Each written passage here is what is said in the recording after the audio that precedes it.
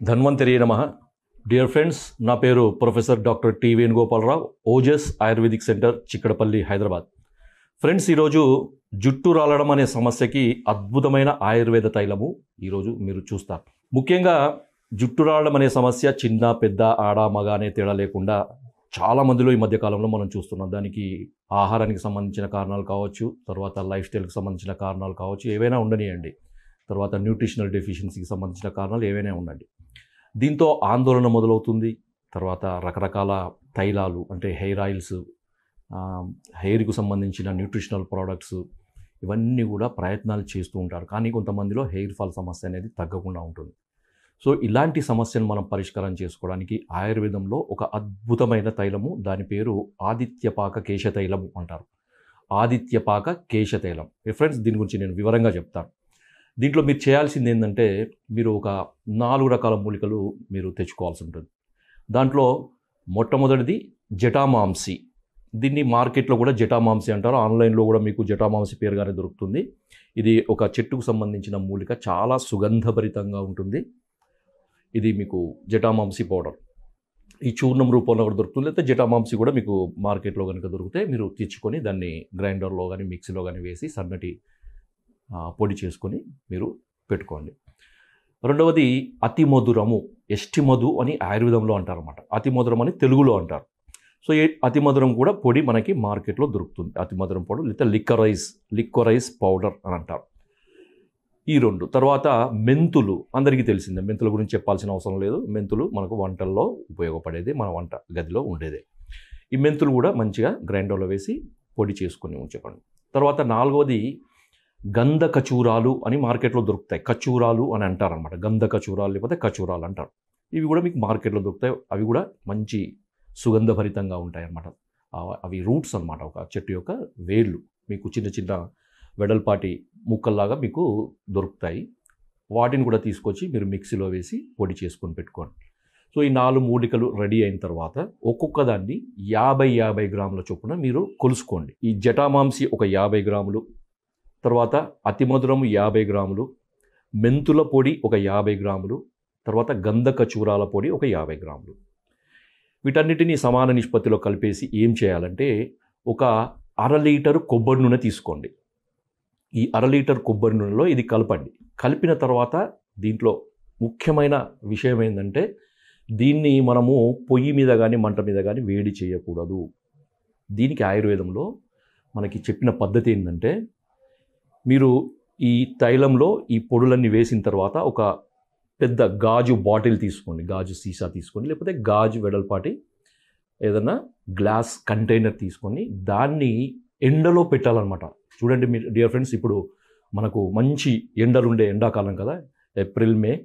So ఈ 2 నెలల్లో మనకి మంచి ఎండ ఉంటుంది కదా. ఈ ఎండ యొక్క వేడితోని ఈ యొక్క మూలికల యొక్క సారమంతా మనకి ఈ ఆయిల్లోకి దిగుతుందన్నమాట. కొన్నిసార్లు మనకు రకరకాల తైలాలు మార్కెట్లో దొరుకుతాయి, కానీ ఆదిత్యపాక తైలం అనేది ఆ మార్కెట్లో దొరకదు. అవన్నీ కూడా ఏంటంటే మనకు మంట మీద వేడి చేసి తయారు చేసిన తైలాలు. ఈ ఆదిత్యపాక తైలం యొక్క విశేషత ఏంటంటే, ఈ మూలికలలో ఉండే సారము, అంటే కొంచెం ఏదైతే సారం అవసరమో, అంటే కొన్ని సున్నితమైన కొన్ని సెన్సిటివ్ ఆల్కలాయిడ్స్ యొక్క సారం అంతా కూడా మనకి ఈ సూర్యరశ్మి యొక్క ఒక నిర్దిష్టమైన వేడి వల్ల, ఆ వేడి అనేది ఎక్కువ ఉండదు. మనము మంటలో ఉండే హై టెంపరేచర్ అనేది మనకు ఈ ఎండలో టెంపరేచరు చాలా తక్కువగా ఉంటుంది.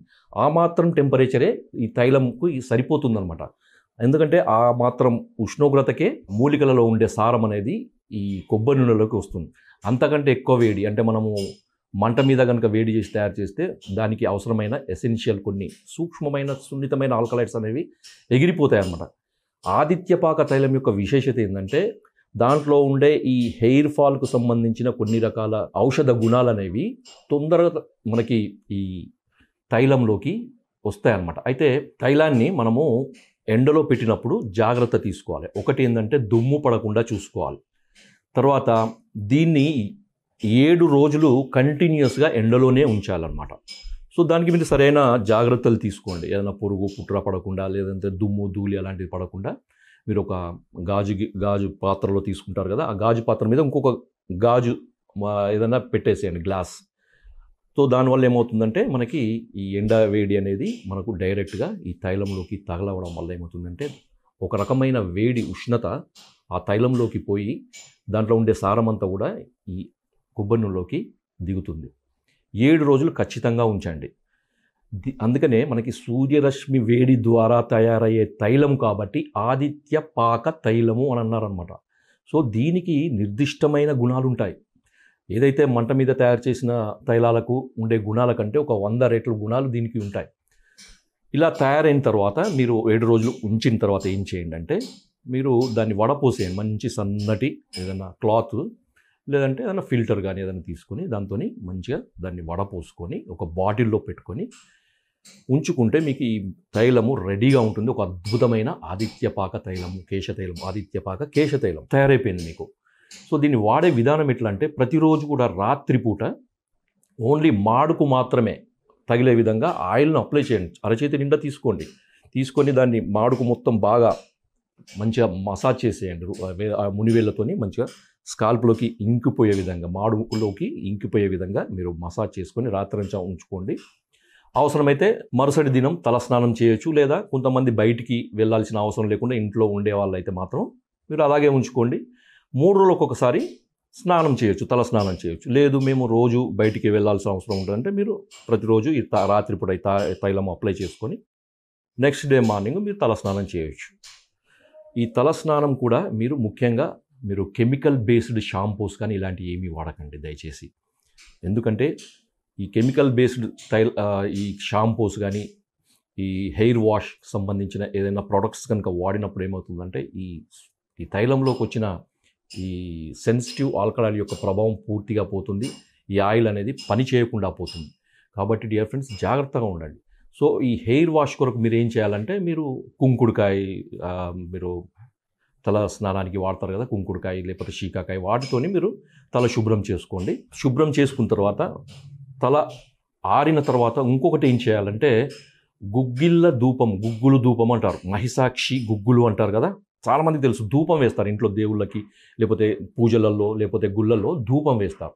సో ఒకప్పుడు ఈ ప్రక్రియ ఉండేదన్నమాట. అంటే కేశ ధూపం అంటారు. సో ఈ బొగ్గుల మీద ఈ మహిషాక్షి గుగ్గులం వేసి ఆ పొగ ఈ తలకి లేదా ఈ జుట్టంతా స్ప్రెడ్ అయ్యే విధంగా ఒక 10 నిమిషాల పాటు మీరు ఈ ధూపం పట్టించండి. ఆ వెంట్రుకలకి పట్టించిన తర్వాత మీరు మామూలుగా మీరు జుట్టు దువ్వుకోవడం, జుట్టు అల్లుకోవడం చేసుకోవచ్చు. డియర్ ఫ్రెండ్స్, ఇది ఒక అద్భుతమైన ఆయుర్వేద యోగము. ఇది పురాతన మహర్షులు మనకి అందించిన ఒక అద్భుతమైన తైలము. దీన్ని భైషజ్య రత్నావళి, యోగరత్నాకరం లాంటి గ్రంథాలలో మన మహర్షులు మనకు వివరించడం జరిగింది.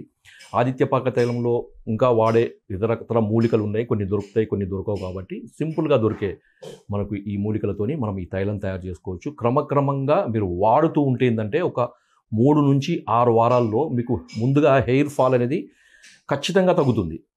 100%, 100% హెయిర్ ఫాల్ అనేది తగ్గిపోతుంది. తర్వాత కొత్త హెయిర్ కూడా వస్తుందన్నమాట. హెయిర్ రీగ్రోత్ అంటారు కదా, రీగ్రోత్ కూడా అంటారు. జుట్టు కూడా చాలా సాఫ్ట్గా, బల్కీగా తయారవుతుంది. తర్వాత మీ జుట్టు సంరక్షణ అనేది అద్భుతంగా ఉంటుంది. జై ఆయుర్వేద.